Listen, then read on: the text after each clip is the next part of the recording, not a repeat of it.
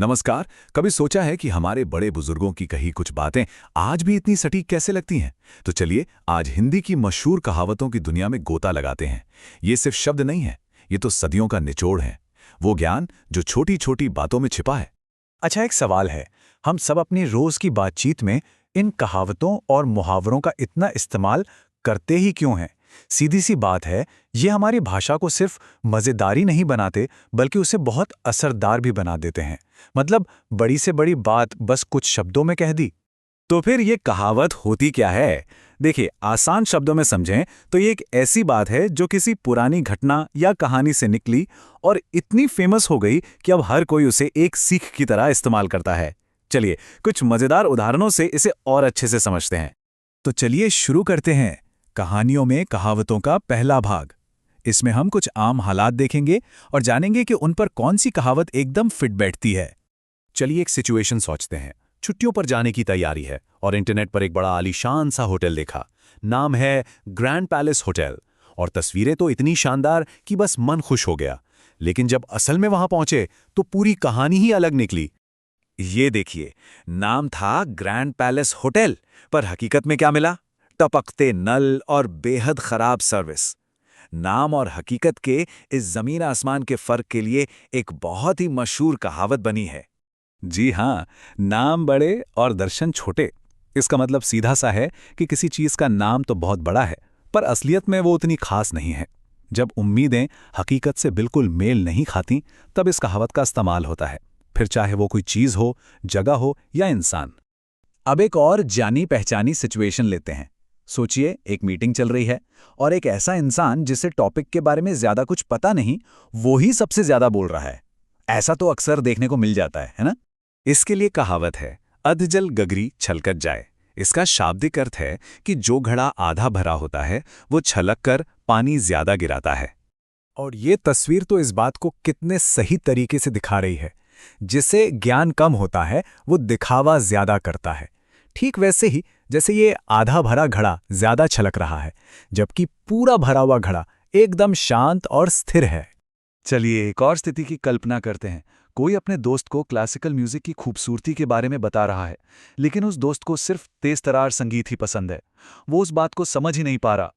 इस सिचुएशन के लिए एकदम परफेक्ट कहावत है, बंदर क्या जाने अदरक का स्वाद।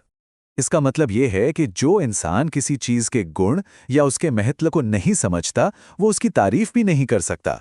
ठीक वैसे ही जैसे वो दोस्त क्लासिकल म्यूजिक की कद्र नहीं कर पा रहा था। ये तब इस्तेमाल होती है जब कोई किसी कीमती चीज को अपनी नासमझी की वजह से बेकार समझता है। तो अब हम आगे बढ़ते हैं कहानियों में कहावतों के दूसरे भाग की तरफ। चलिए देखते हैं कि कैसे कुछ और कहावतें हमारी जिंदगी के अलग अलग पहलुओं को बड़ी खूबसूरती से बयान करती हैं। अब एक थोड़ी गंभीर स्थिति की कल्पना कीजिए। एक कंपनी को सबसे बड़ा धोखा किसी बाहरी दुश्मन से नहीं, बल्कि अपने ही किसी भरोसे वाले इंसान से मिलता है, जो कंपनी के सारे राज जानता है। और इस स्थिति के लिए एक बहुत ही दमदार कहावत है, घर का भेदी लंका ढाए। ये रामायण की कहानी से जुड़ी है और हमें ये सिखाती है कि जब कोई अपना ही धोखा दे तो उसका नुकसान सबसे ज्यादा खतरनाक होता है।